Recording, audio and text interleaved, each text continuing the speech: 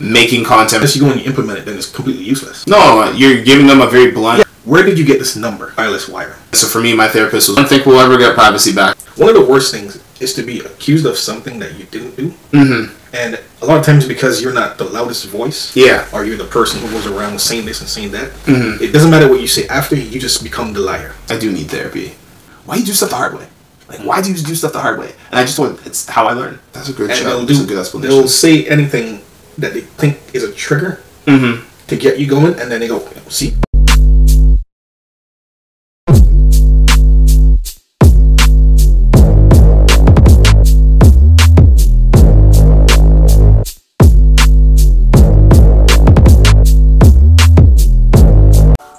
Alright, yo, we're back again once more. Yeah. What's going on? What's going on? What's up, man? It's the final season. Is it actual final season? It's the final season. This man gets to end the show on his terms, and it's done. And then people are going to be like, I want more Atlanta, I want more Atlanta. And guess what? You got enough Atlanta. Go make your own. Go make a Toronto. Go make a Vancouver. Toronto. Yo, this is Toronto. Yeah, that was actually nice though. Yeah, it would be nice. I don't know who's the person that's going to be able to perfectly describe Toronto, like how Donald's been able to perfectly describe probably Atlanta, at least from his perspective. Yeah. So it'll be tough, but funny enough, I got the first episode title for you. Well, all you need is a Toronto Man's and it'll be good. Toronto Man, so what about the Toronto Woman? I heard about that rap. You can spin off too. Yeah, but there was a rap festival, the Chair Girl or something. Yeah. Yeah, she was there. She got booed during her whole set apparently. Oh, I didn't hear about it. Yeah, well, that's what one of my friends were telling me when I went down to the rec room not too long ago. They were telling me about that. It was still pretty good for a rap festival in Toronto, so it was nice. It was good to hear.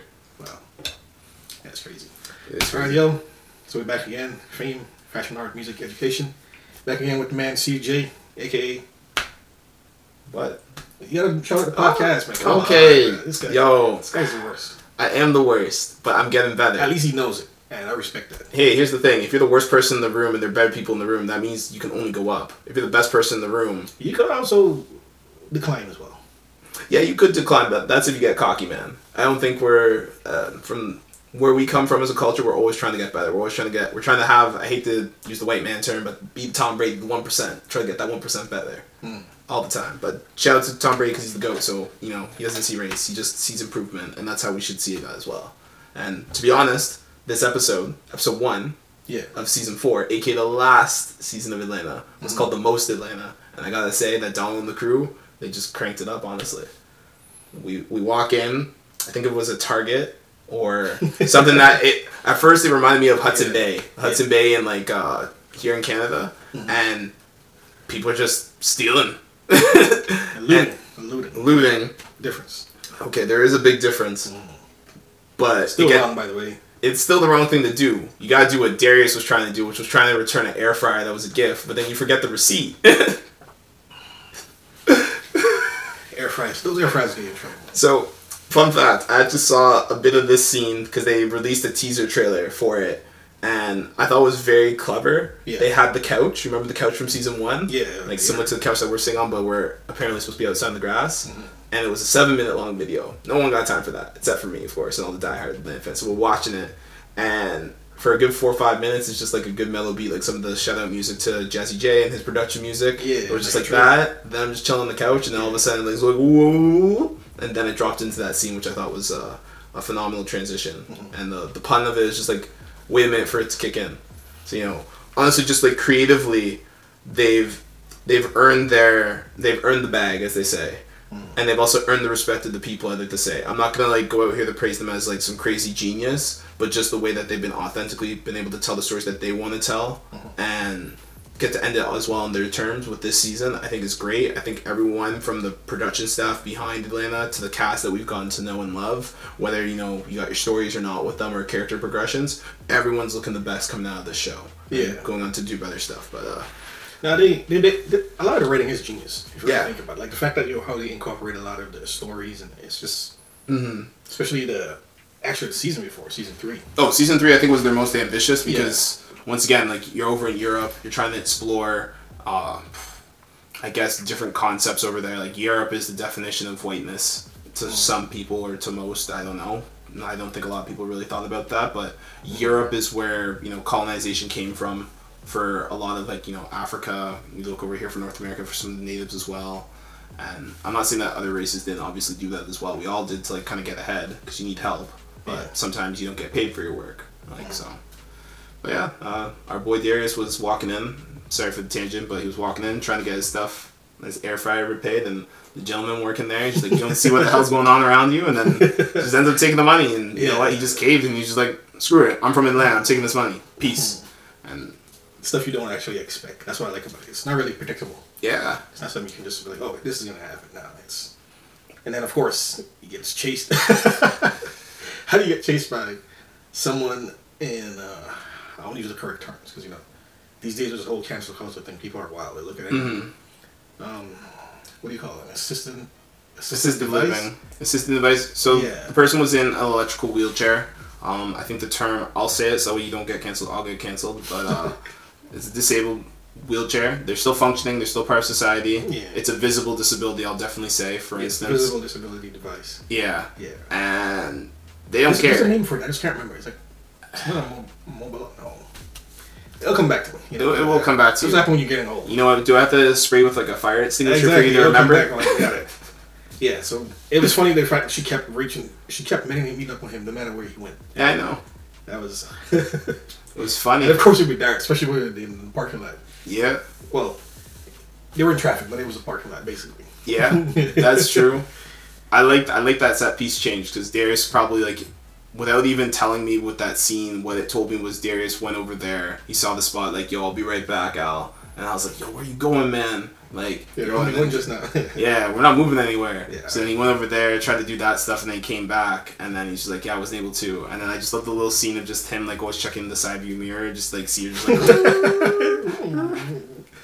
Yeah, Atlanta is pretty nice. If you guys haven't watched it yet, you gotta check it out. I was telling one of my friends about it a few days ago. He's like, oh man, that sounds interesting. I gotta check it out. Yeah, it gives you this really, like, broad scope of all the different. I always try to tell people this. There's a little bit of everyone in every race, every culture, every background somewhere. Mm-hmm. But if you only watch TV or you only get exposed to certain, like, some people or whatever, you only get a little window of.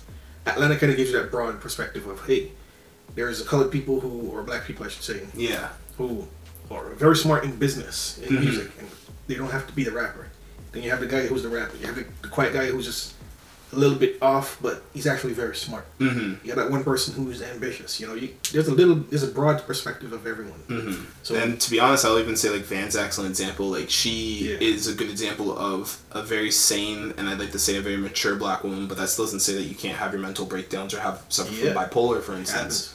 Identity crisis happens to a lot of people. Like, we just came through a pandemic. You know, we're moving into this future of living, like, somewhat remote, somewhat in real life. And for a lot of people, they started families or they started new relationships. And for some people that have had commitment issues, or for instance, they've had identity issues, they've had to adapt with that. And I think going back to season 3, that last episode that we'll touch on in another episode, of course, or in one of our recent episodes, I should probably say, I don't even know how we do this. We just doing what they do in Atlanta. We just jumping around all over the place, man. But, wherever, random.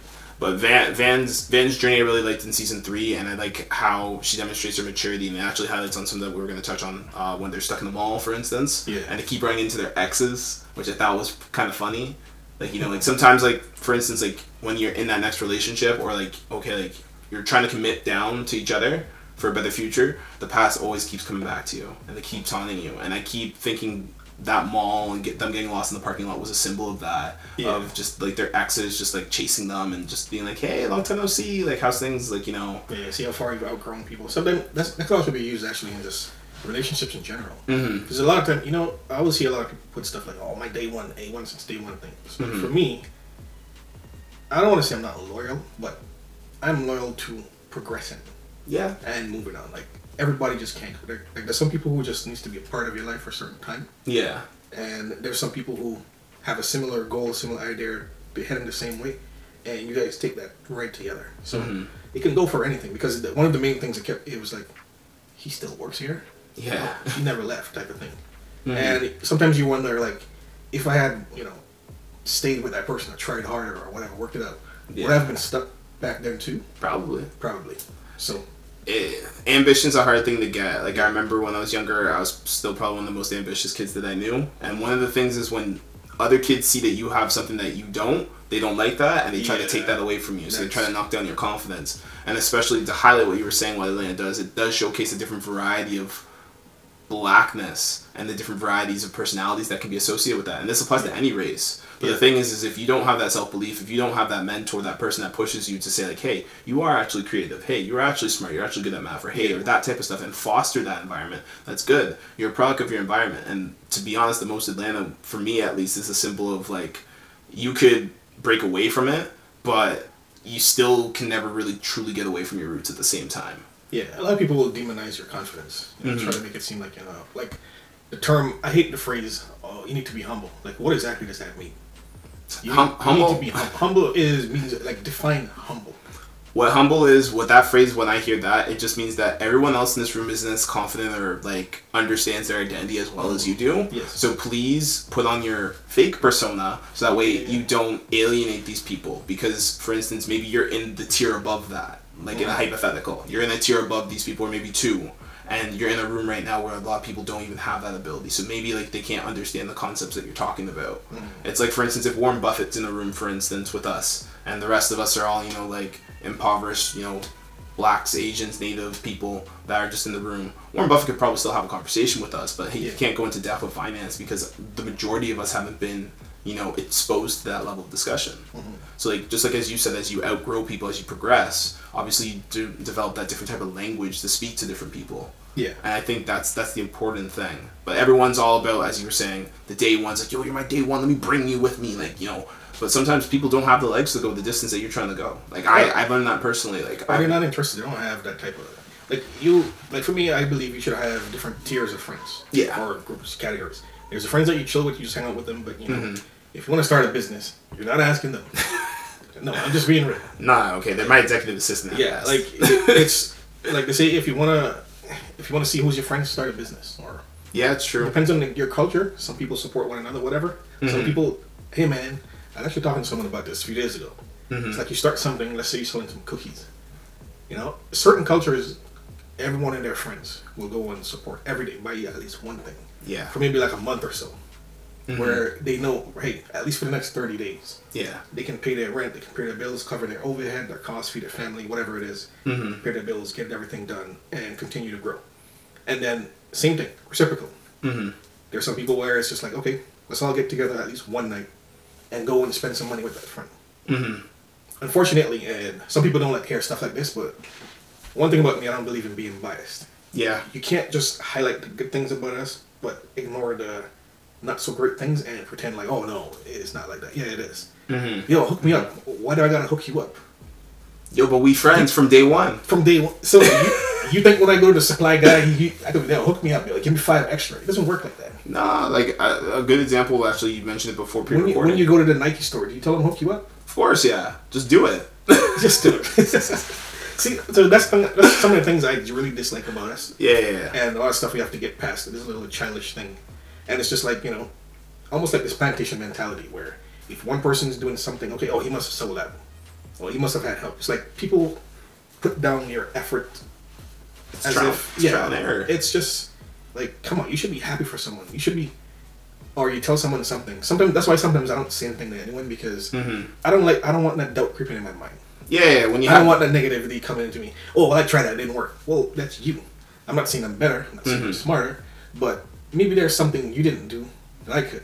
Yeah, maybe there's something you didn't see I could. Maybe it's just timing. A lot of things is timing. Imagine being a vacuum salesman in 2022. It'll never work. Yeah, a lot of people got rich in the 50s or 40s, whenever, or even before COVID. You know, with a lot of people trying to like clean and sanitize office spaces now. Think about it. Soldier Boy invested in a soap company, random. Yeah. No one would ever thought, oh, soap. Who would invest in soap? But I mean, it is smart because you use soap anyways. Yeah, that is true. So guess what? When COVID happened and all those soap and detergent and stuff was selling, guess who made extra money without doing anything because he was already in that space? Soldier Boy. At the right time. Soldier Boy. So a lot of times it's just timing, you know? Or you tell them something, oh, well, that's expensive. Well, I didn't say it was cheap. Yeah. It's just like, you know, so sometimes I just don't like telling people something, but sometimes you have to. No, you have to. When you tell them something and they give you some negative stuff, then you're like, you know what? You watch. And that sometimes gives you a little bit more fuel to just be like, you know what? So I have to show you, yeah. You lean into the dark arts. You doubt me? It's like Khaled say, you didn't believe in us. God did. that's his whole new thing with his new album. So he's like, they didn't believe in us, man. Yeah. God did. Facts. So that's kind of like the whole thing sometimes. So. Nah, I feel you. Well, you gave me some doubt. You said, hey, you can't make it. I'm here. We're recording. We're going to do yeah. This is the most of it. This guy. Hey, look, man, don't poke the bear, man. Look, we had other days lined up to get this stuff, and don't worry, we're going to get through these episodes then. Sure, Julian. We'll see about that. No, the point, here's the thing. There's a lot of people and fans that probably watch this show that have either posted on Reddit, they posted on Discord, they posted on other stuff. Some of them have even made videos, and they've been doing it well before we came up with this idea. Yeah. So I'm 100% down to complete this idea. When it gets done, whether that's done by 2025 or whenever. 2025, you'll be like season 20 by then. Nah, man, this is 4 seasons. That's the best part about it. And this is why I like Donald and Hero as well. They believe in endings. Like, everyone thinks whenever, like, you know, Game of Thrones or whatever your favorite show was, like my favorite show at the time was Money Heist, like, oh, they have to give us another season. They have to give us another season. Yeah. So, but, like, you can't stretch out character development. You can't stretch out plot. There's only so many narratives that you can explore. And I'm not saying that, like, Atlanta won't come back. Like, I think if everyone... How many seasons is that? Money Heist is there. Money Heist was 5. It should have been 4, but they stretched it out. No, 3. 3 was good. Nah. See, I didn't even know there's 5. I thought it was 4. Nah, it's supposed to be 4. 3 is, to me, 3 is a good number. Cut it off right there. Done. How many times can you do the same thing? It's like watching Walking Dead. Nah, I think that show is still going, isn't it? I think so, somehow. How? Fan base. Yeah, still. But you gotta remember, as creators, and especially during a time of content, people want places to escape. So all these different realms and worlds, whether it's anime, television shows, or movies. Shows and movies there are? There's so much. There's too much. Like at the point now where they're remaking everything because you can't really come up with any new concepts.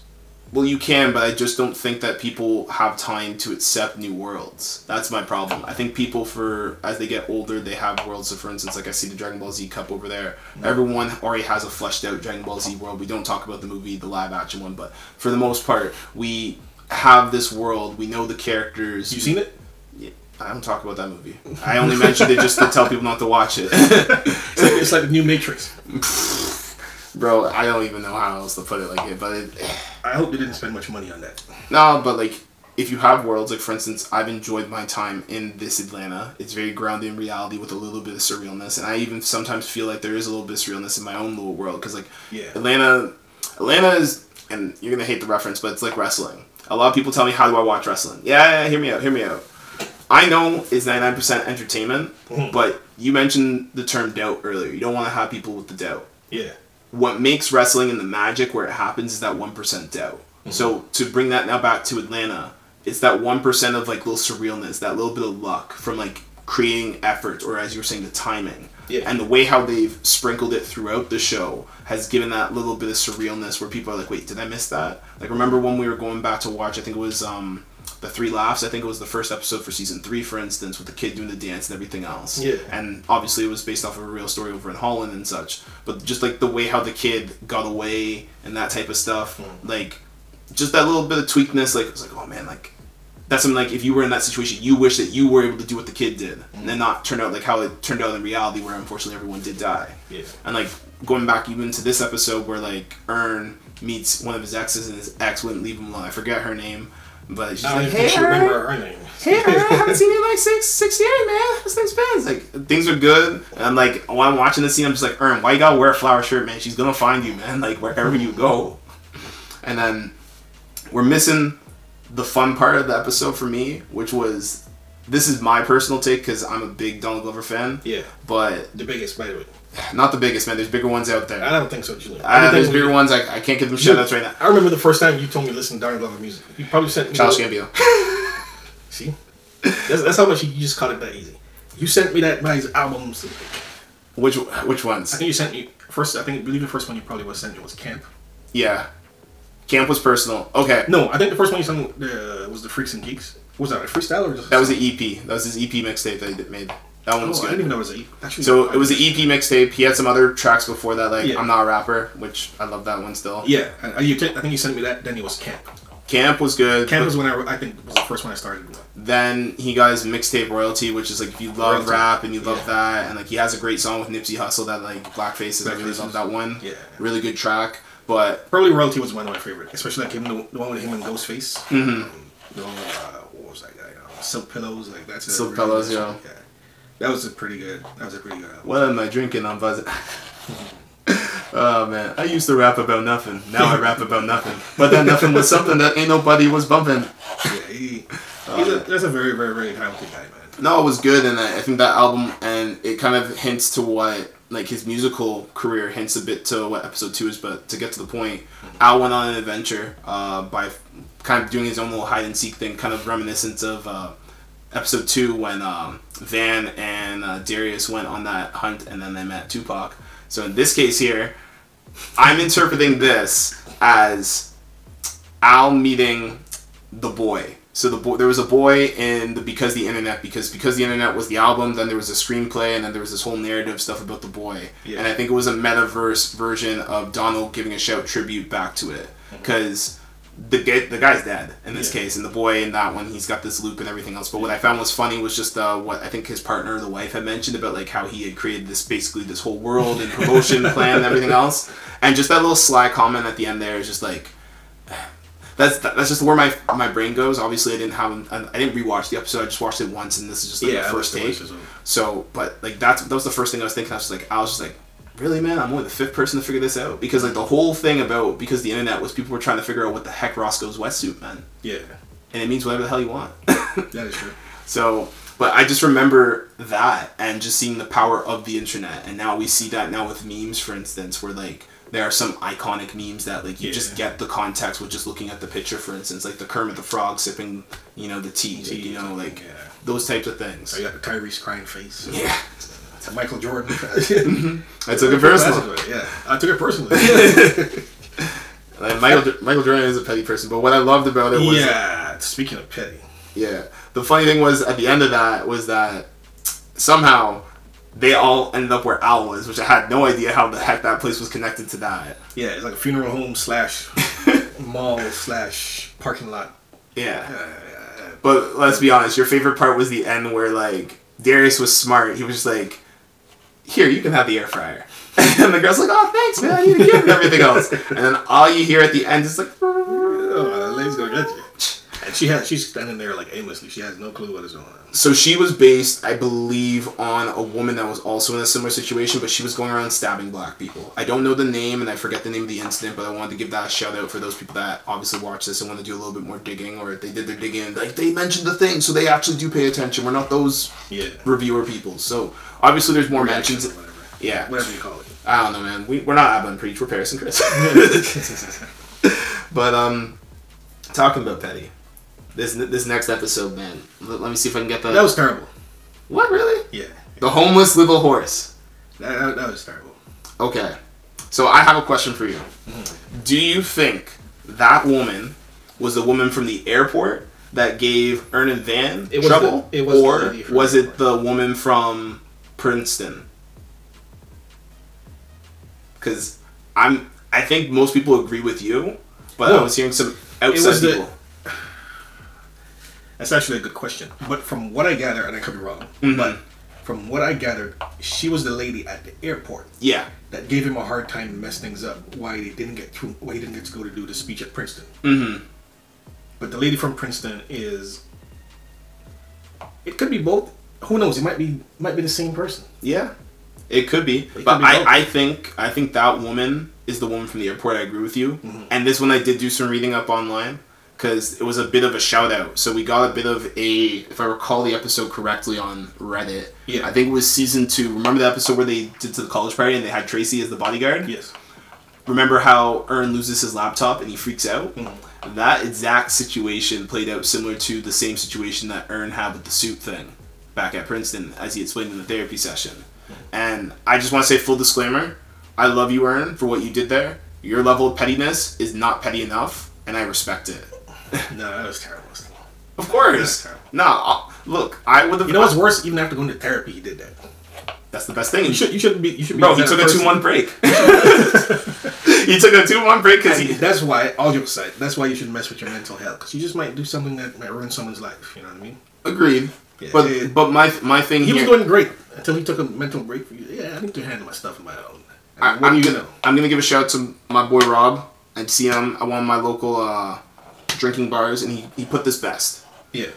Minorities will know how to adapt for the majority, but the majority won't know how to adapt to the minority. And in this case here, with Lisa here, she did not know how to adopt the same level of customer service to a minority here in this case, which was Ern and Van, that she does to other customers. But you never know, though. Because I know it does happen a lot, but sometimes, too, it could just be your personality in general. Sometimes, too, it could just be maybe she was just having a rough day. Yeah, but her best friend that kept giving her loan money at that, like, to be honest, I mean, I think she needed therapy. She shouldn't have quit her job without at least securing a deal first. That's like Joe Budden calling me up, hey man, or somebody telling me, Joe Budden's gonna sign you on, and I just go quit my job. I'm just like, well, of course, Julian, you don't want to do podcasts with me, man? Forget you, man. Yo, bro, of course I would, man. It's Joe Budden, bro. Budden's signing me, and I go quit my job and everything. Yeah, and it's just like now I gotta be like, hey, Julian, can you lend me a little, money to get back to next month or something? Like, but sometimes, you have to take a leap of faith if you truly believe in yourself. Again, a friend didn't really believe in her. Her friend didn't believe in her, and she used her dog as I'm calling it, your therapy support stuff. I'm calling out all the people that have dogs, cats, any types of pets and plants. I get it. It's good for your mental health. Congratulations. But don't think that you can walk into a library and think, like, I can bring this dog with me and have some respect for some of these people. Yeah, unless, of course, it's a service animal, which it wasn't. But then again, that's actually another good question. Yeah. What is the requirements of a service animal? Usually it's for someone who might be visually impaired or something like that. But what if it's someone who's coping with something mentally and that's their coping mechanism? Does that count? That probably does count. That definitely leads to a different conversation. She didn't do the work. All she cared about was, like, I wrote this book. Yeah. All these kids are going to care about my book. When I read it here, I'm going to be famous because, their dream is, I'm going to be a famous actress. I'm going to be a famous author, like, But do you think the book was good? Would she... No. Remember, those are paid. You don't think the book was good? The illustrations and everything? No? My favorite page of the book, I'll be honest with you, was when the horse got the medal. Yeah. And the one kid was sleeping. And she finished the story and she was crying. And I was like, you know what? That takes a lot of strength. Yeah. Like, I do karaoke, and I'll say the same thing to anybody else. Anytime that you go up on stage and you just are there, that's like 90% of the job. And she did 90% of the job, and I'll give her that. Yeah. But treat people better. Yes. Because some people, sometimes, same thing goes back, I'm going to say, like, did Ern need to destroy this woman's life specifically? No. But why did this woman specifically destroy Ern's life? And did she know anything about Ern and them? And did she know? We don't know the context about a lot of people's life. That's why I think it is true. You have to leave life with compassion for other people. Yes. But you can't always give compassion to everybody, because then you have no compassion. And you're down to, like, what I call, like, sympathy. So you can sympathize for a person and for their situation, but you don't really care. I don't necessarily agree with that. No, okay. No, well, find the thing that you don't disagree about. Because, like, for me, like, I have sympathy, then I have empathy, and then I think I have one other word that I keep forgetting, and then I have compassion. But, like, those are my 4 tier levels of, like, how I'm going to be looking at people. So, like, very close friends, I'm very compassionate about their situation if, like, something gets, like, hit hard. And then there, as you were saying before, like, some tier level friends that, like, like, all right, I have sympathy for their situation. Like, okay, like, they lost their job, but, like, they weren't performing well, or, they just had a bad run of luck. For instance, like, okay, they just broke up a relationship and that type of stuff. But, like, they didn't see the red flags. So am I supposed to have compassion for them?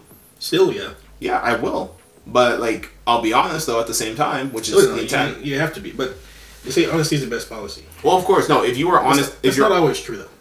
But if you're honest to your friends, then you know who your friends are. Because my thing is if you're honest and you're giving, let's say, proper criticism, like you properly criticize me, that's, once again, as I'm saying, that's why I'm here, because I'm trying to be different. I'm not trying to be what I used to be. So there's a difference here. And that's what we were discussing about, like, I think between these 2 episodes and looking at this whole season and the show, is that there's been growth with these characters. We saw them, not necessarily down on their luck, but just, like, we got dropped into their lives and seeing where they were, and then they got that big break. They took the opportunity and they were running with it, and they've learned through their experiences, through these tour dates, through the hardship that they've all faced, and now they're just trying to exist. But then there's other people as well that are just, like, clawing away, trying to do the exact same thing. It's like, I want the piece of the pie that you have, because I can't get a piece of the pie for myself. Yeah. So it's interesting. Yeah, for me the biggest thing is just mainly just treat people the way you would like to be treated, and most people don't they don't get that. Some people because they might be in a position where they don't have to, they don't care. So it's like as soon as something happens that they don't like, they're quick to attack you, but they can act however they want with you, and it should just be fine because they're whoever they are. It's just like that's not how it works.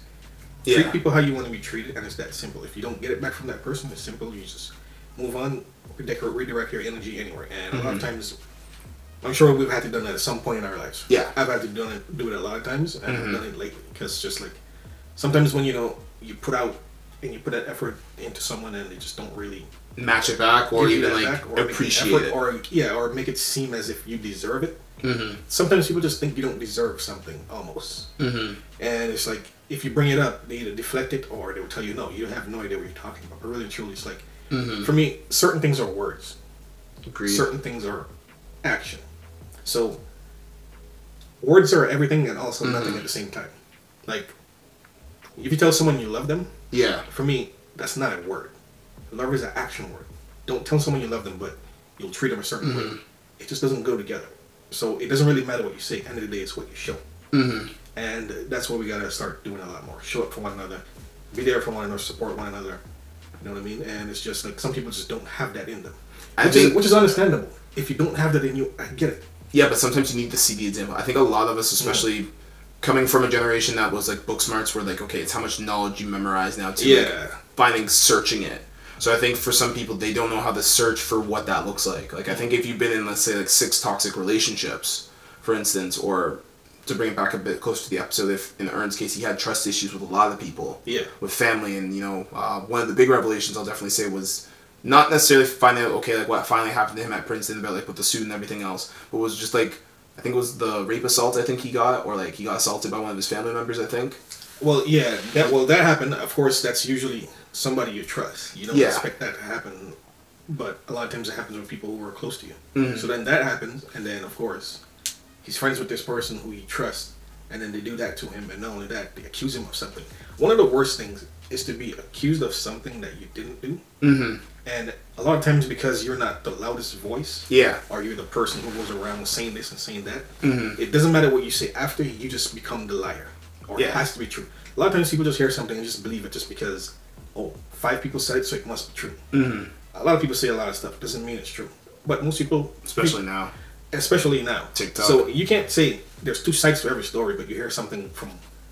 You hear one side something, and then you just go, oh yeah, it has to be that, and then you act on that. That's not how it works. So that's even worse. And that's also actually another cultural thing that's been happening for centuries. Yeah. There's a lot of people who literally got killed. A lot of people went to jail for accusations that was never true, people, just because certain situations or whatever. So it's serious. It's a serious thing. It could have actually ended worse than it did. Yeah, that's true. It reminds me of a Reddit video I actually watched earlier this weekend where there was a fight, let's say. It was a black kid and a white kid fighting in high school and such. And the black kid had tried to attack the white kid because I think the white kid was just saying something. I think it was like a juvie or something, or like detention, whatever.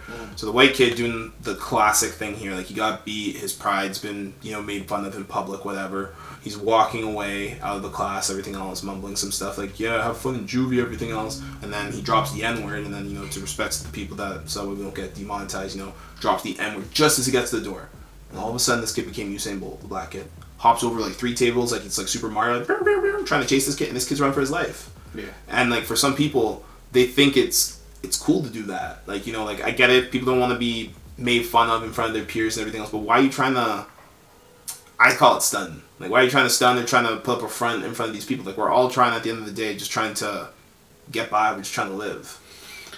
It goes back to that whole be humble thing. Some people don't have that confidence. They don't know themselves. They don't have no knowledge of self. So for them, it makes them feel better to put other people down. That's a good shot. That's a good explanation. They'll say anything that they think is a trigger to get you going, and then they go, see, angry person. Oh, see, irrational. See, mental problem. See, issue. Crazy. Yeah. And then again, same thing. Most people don't look at the reaction, not the action. That's a really, really good. It's just like, oh yeah, he must be. It's like, but you don't understand. You think people just get upset just like that, like randomly. Like, I know... Like, it just doesn't happen. Like, for me, one thing that's been personal that I've been trying to do a much better job of that is, like, having those explosive reactions, because I find being a black man just in general, like a good example of this is like when I play with my soccer team, for instance. If I get angry, for instance, or if I raise my voice, I'm just like, oh my god, what the heck, man? Why'd you miss that open ball? Everyone's always thinking, because of the words, and they're listening, as you said, to the reaction of the words. They're thinking like, oh, this person's attacking me. Oh, this person's upset. So what's the first thing that they always say? Oh, calm down, because once again, a lot of these people, and it's not their fault because they don't take the time to separately, like, and I'm not expecting everyone to take me out for dinner, but I'll disagree with you there.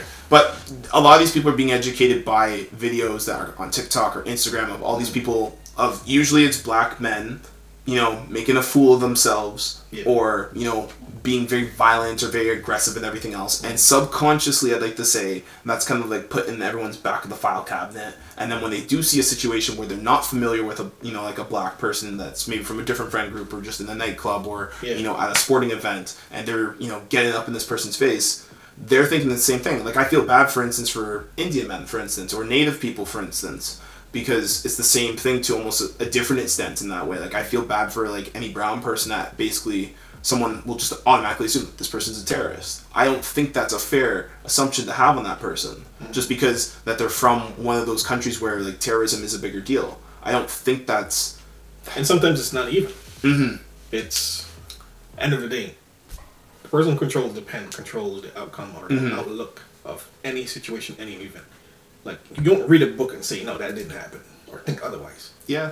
You're reading what they said, you're visualizing what they may have explained or expressed or whatever.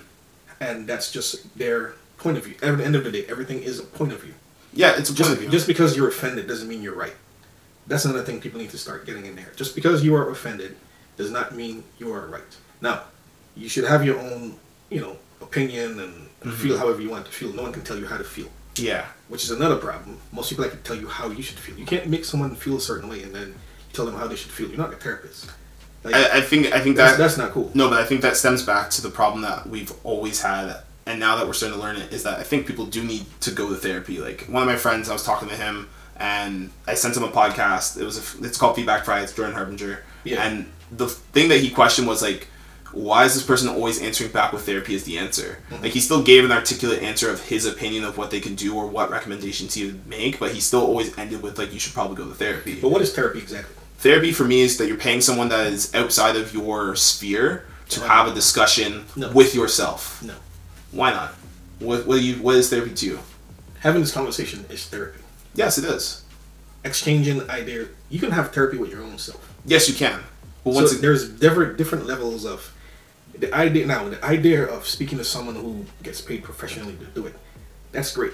But for people who can't afford or don't have the luxury or the time to, there's different media. There's always somebody, usually. Yeah, I know therapy comes in different shapes or forms. Different forms, yeah. Yeah, and that's very important for people to understand. Because we only associate it with someone laying on somebody's couch talking to this, so how do you feel? Most people, they don't want to do that. They wouldn't put themselves in that position. They can't afford it. So for them, therapy is not an option. But I think, speaking as one that did take it, like, being able to do it over Zoom, like, my therapist was in, like, Michigan, for instance. So, like, I was able to Zoom with her when I was in Toronto. I was able to Zoom with her when I was in Whitby. I was able to Zoom with her when I was in Montreal. Like, it didn't matter where I was able to have that conversation. And I think particularly for more sensitive topics, like, if, like, you're dealing with, like, personal, like, career choices or personal trauma that you're trying to work through, I don't think some people are equipped to face their own demons alone. Like, if you are capable of doing that by yourself, very strong person, everything else. But the majority of people, 9 out of 10 people, I'd like to say, they can't do that. That's why, for instance, as you alluded to, some people can't afford therapy. So that's why, you know, Karen is their friend. But then the problem is I feel people tend to vomit rant onto their friends. And then their friends have to give them the critique answer that, like, hey, I have to say this correct answer so that way we're friends versus telling you the truth. Say that. And that's why I think therapy is always encouraged. Or they won't tell other people your business. Yeah. So a lot of times people just shut down and keep stuff to themselves, which is never good. No, because like it's just like a kettle. A kettle's gonna boil over eventually, and then when you boil over, once again, you get the Lisa situation where the Lisa freaks out, let's say at earning them. It's like, I don't like these people. You know, maybe she missed a promotion. And this is the thing that I like about Atlanta and a lot of good shows is that sometimes they show, but they don't always tell. Yeah. Like, you can kind of fill in the gaps of, like, what Lisa's situation is. Like, maybe she didn't get a promotion, for instance, and she had a really bad day, or maybe she had a track record of always stopping black people. Didn't matter, you know, age or race or whatever you want to call it, just minorities in general. and she was always giving them a hard time, and she was just being favoritism. That's pretty bad customer service, to be honest. I have several friends that are flight attendants. They wouldn't do that. The customer, I'm not saying it's always right, but like they do their best to accommodate for customer service, and I know that they have staff shortages and everything else, but still. I've said it before, and it happens. Some people won't. And it's, I don't know how to put it the best way. Mm-hmm. But some people are not equipped to or should be in a service type of environment. Agreed. They just don't have the people skills. I think bare minimal, you need to have empathy to be a customer service person. You cannot have sympathy for people. Like, I get occasionally the calls from the people from the call centers, and God bless all their souls, because that job is very miserable. It teaches you one very powerful lesson. I get miserable when they call me, and I don't even have anything to do with them. I've literally said to people that are calling, that are inquiring how many windows and doors that you have in your house, and I'll tell them, like, look, I'm not the property owner here. Yeah. That person's away right now. Can I please take a message for you guys? And they're like, no, it's okay. And then I literally say this every time to them. I hope that you have a blessed week and everything else. I say a lot, but this is the answer I always get. Either thank you or... Usually. It's like the... I mean, everybody, for me, money is money. Go get your money however you can. Hopefully the legal way, every way possible, whatever. Mm-hmm. But duct cleaning, guys. I got scammed by that 2 months ago. Unfortunately. But stuff like that. It's like, so you call me. Mm-hmm. Hey, I'll come by and clean your duct. Yeah. Okay. So most people say the best thing to tell them is you live in an apartment, because then they know they can't, so they just hang up. Yeah. I would think at least if you don't say that, you say, sorry, I don't need it right now. You would say, all right, then I'll try back or something. No, they just hang up on you. So why would I give you a job next time you call me back? It's true. Like, the least you can do is say, all right, thank you. Or you don't have to say thank you. You can just say, okay, all right. Sorry, I don't need duct cleaning. Click. It's like, bro, you're gonna call me back tomorrow and I'm gonna give you the job? No, but I think it's just persistence. I think once again it's just like those Nigerian prince scheme or scams that you hear online. They just keep sending email, and then there's eventually one person. Like, even like people are falling for like fraud. No, I'm not talking about stuff like that. But what I mean is like their mentality. Like, I'm going from the duct cleaning's perspective. Their job is just to get that one person. Let's just say Karen. Julia, let me tell you something. Okay, I'm listening. Apple. Yeah. Became what Apple is through one of the biggest things most people underestimate: customer service. Yeah. It doesn't matter how good Android was or BlackBerry was. Mm-hmm. If you go to Apple and you have a problem, there's like 50 people in the store who check your device. They actually know what they're doing. Yeah. I can never say I actually went to an Apple store and someone was rude. That's true, actually. It probably happened to someone at some point. Again, sometimes people have bad days, whatever, going through stuff. We're all humans. You never know what someone's going through. So sometimes I kind of put that to the back of my head. They might be going through a rough day, or they might be doing a lot of work. Maybe they don't think they're getting paid. Yeah. Get a promotion, whatever it is. But they got to where they were mainly because of customer service. Amazon. Yeah. Customer service. It's very consistent. Think about it. If you go and you bought this book from James, and James sold you the book, you walk in and you say, hey, good morning, James. You didn't really answer, or you answered, but didn't feel like it. Yeah. He sold you the book, and then you went to another store, and that person was more friendly. Which store would you more likely to go back to? I would say our store because the guy was more friendly. We had a conversation. Simple as that. And most people just don't understand that, especially when you were doing business. If you call me for duct cleaning, I say, hey, man, sorry, I don't have... It's not like I was rude to you. No, you're giving them a very blunt, very direct I'm sorry, answer. I don't want duct cleaning, or I had it done, or something. You just hang up the phone, and then you call me back, and I'm just supposed to... And usually I ask as well, where did you get this number? Oh, it's well, they usually say it's Yellow Pages. That's a very powerful question. Like, bro, where did you get that number? What are you talking about? No, people still have phone books. I've never listed a number in a phone book. Yeah. So it's third party. It's like, you shouldn't be doing that. So you're already doing something wrong. Mm-hmm. And then you're going to be rude on top of that. But I'm supposed to give you a job? My hard mind I work for? No. And this is why you do not accept duct cleaning. Do what Paris does and take back the power and ask questions. Yeah, where did you get this number from? Please block. So I block them, of course. It doesn't really make a difference. I call you back from some other number because they already have it. So, and that's another problem too with privacy and this type, because... I don't think we'll ever get privacy back, man. No, once the internet started, once Web 2 started, it's 2015 or whatever? 2005? That's it. Yeah. Everything's out there somewhere. Like, I have someone I work with, they're like, no, I don't have social media because, I don't want them to get my stuff. I'm like, you know what, bro? This thing is a wireless wire. Yeah. It doesn't matter what you want. I call it chocolate bar.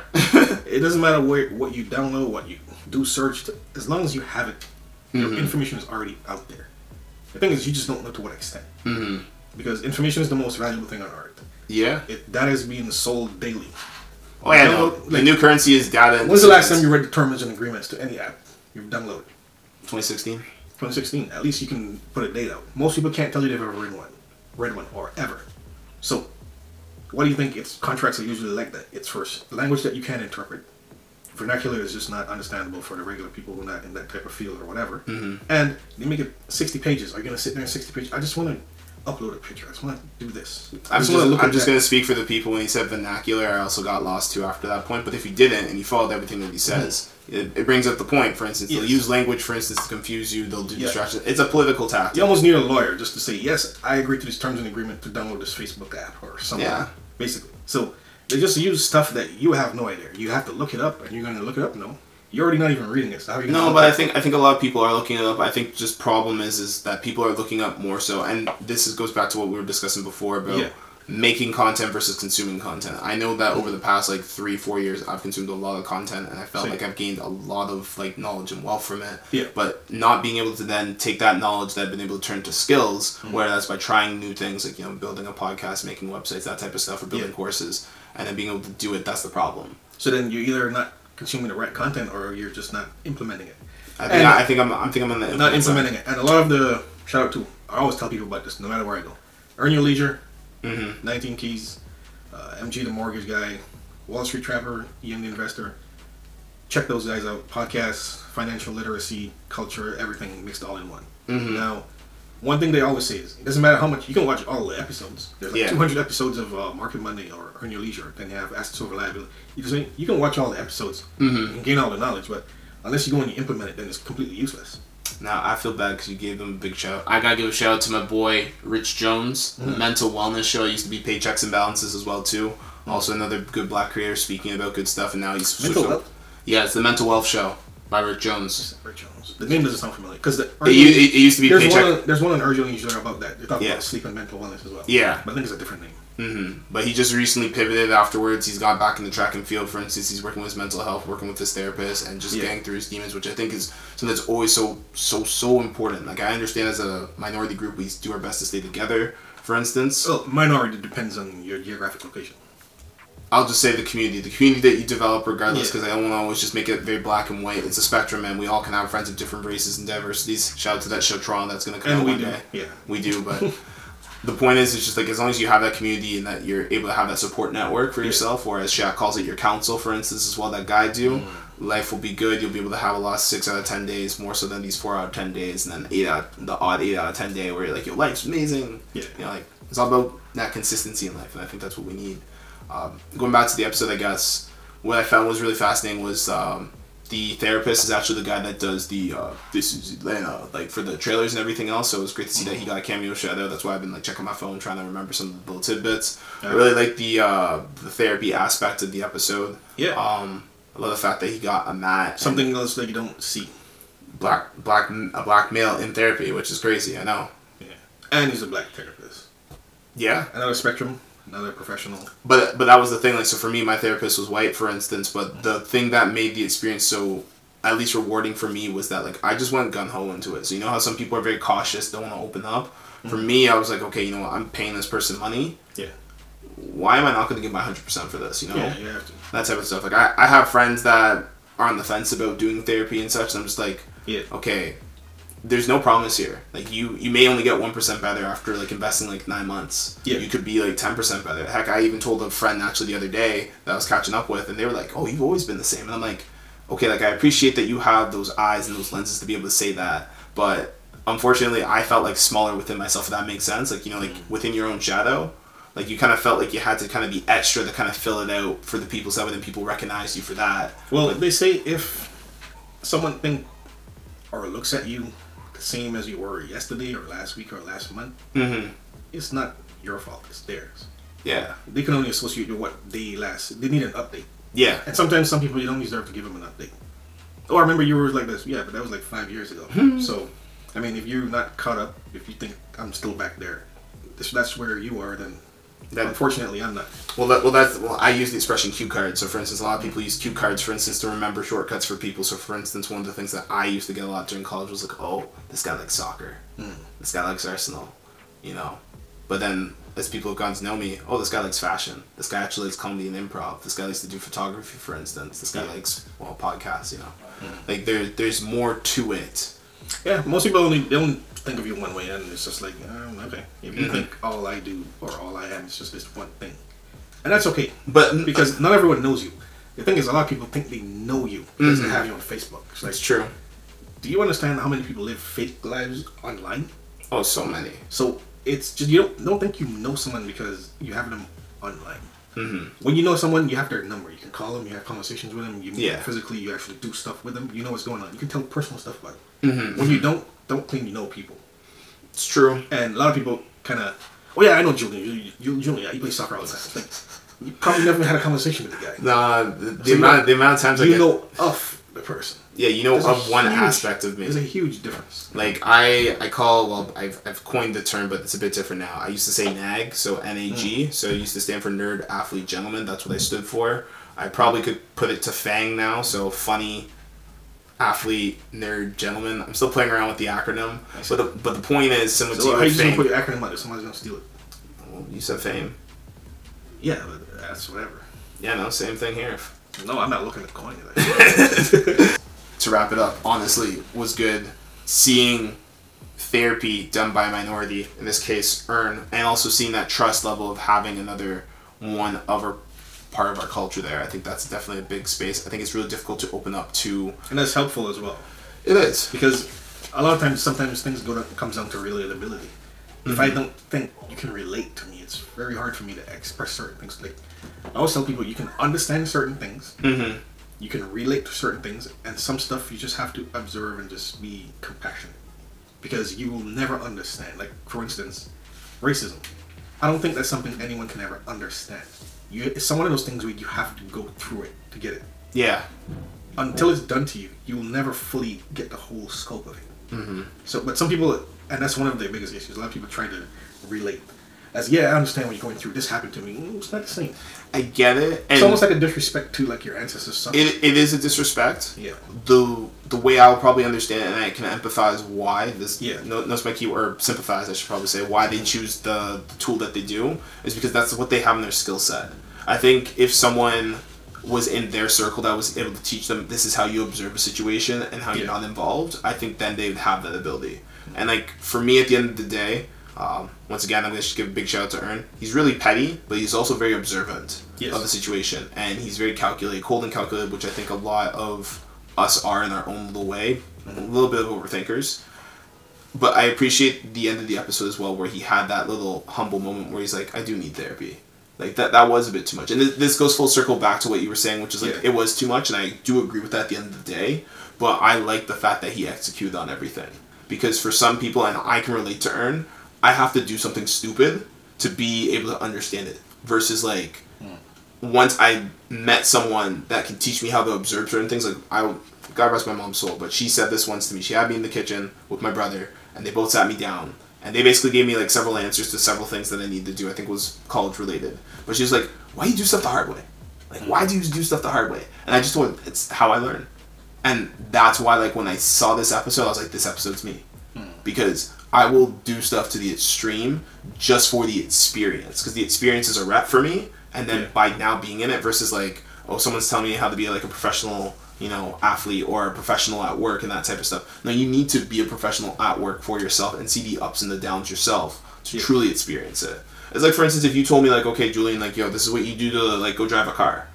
But then when I'm officially driving a car, I'm not obviously going to remember all that stuff. There's going to be certain things that, as you said, that like I have to observe or I have to experience myself too. Yeah, some things are practical. It's like being an apprentice. Some journeymen will let you work. Or journey person, I should say. They will let you work. Some people will just let you observe. It's like, I can watch you nail this in or set this up, cut this, whatever, all day, but it doesn't mean I can do it. Yeah. Sometimes you have to physically do it, because some people are tactile. I believe that's the word. I haven't touched my stuff in a long time. Visual, and then what's the other ones?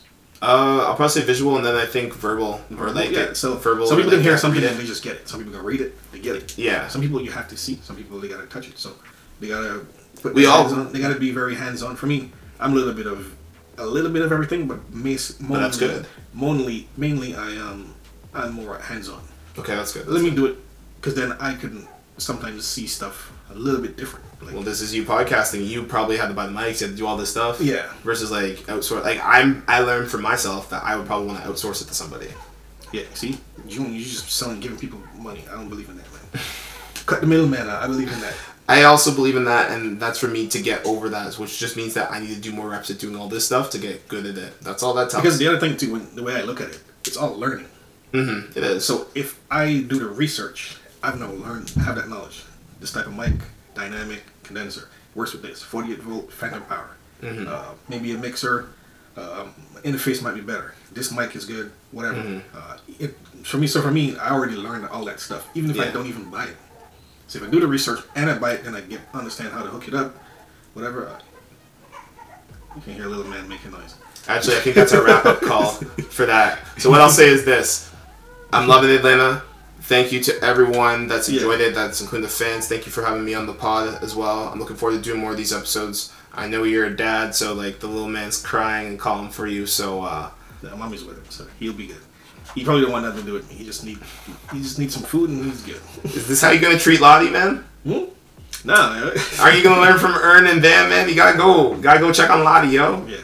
All right, man. You gotta go. I know there's one episode where they go camping, so I'm looking forward to talking about that one. I don't know what the next episode and that such, but I'm looking forward to doing this again. We sit down. I think next week we're just gonna talk probably about like one episode, or maybe we'll do one episode and then we'll maybe jump back around. But hey, Atlanta's done, and I want to say this: it's very rewarding to see a black director be able to end his show on his terms. Not this like, oh, you know what, your show's getting canceled. Oh, and you only have 5 episodes. Nah, he got the bag. Got to tell stories that he wants to. He's laughing. And to be honest, the stories that he told, he showed some stuff, but he didn't tell us everything. Yeah. And that's what's allowed us to have these great discussions. And to be honest, highly recommend it. If you have friends that are not obviously our skin color that you can see, show them this show and let them just enjoy it. And if they don't, they'll be crying like the baby. So it's a good introduction. Reference. Yeah, a good introduction, a good reference for different spectrum. Oh man, this guy's just going. Yeah, I told you, man. He doesn't like Atlanta. He probably doesn't. When are you gonna introduce Atlanta to him? 7? No, he had to be a lot older. Okay, 14. Does he have to at least be as old as Gohan? Yeah. Okay, right. Definitely. Okay. This Super Saiyan 2? This one can be Super Saiyan. Yeah. All right. Thank you guys for watching. Links in the bio. Don't forget, check out the store. Support merch. Check out the podcast. Wait, I remember my podcast now. A Mind the Question podcast. See how terrible this guy is? He just remembered the name. You never say that. Hey, man. We out here. This is the most Atlanta show that you've ever seen. All right. We're going to Atlanta. Or Toronto. All right. ATL, YYZ. Take it easy. Don't forget to like, subscribe, check out his podcast. Where is it? Google? Is it on Apple? No, it's on Ask FM, I think, as well. FM. See, this is random stuff. Hey, look, I'll get it up. I'll get it run. We're going to be doing season 1. It's all wrapped up. I just have to do the editing process. That's on me. Apologies to you guys, but I hope that you guys will enjoy the journey of the self-introspection that I'm going to go through with my 8 episodes. Mm-hmm. I go through 8 themes. It's great. He keeps doing this. So when this episode hopefully comes out, I'll get the rest of the episodes out. It's coming out probably next week. Next week? Man, what a god this. Okay, so next week. Put him on a time schedule. All right, take it easy. Thank y'all for watching. Take it easy. Be safe. Look out for one another. Check on one another. Be positive, of course. Peace. Love yourself.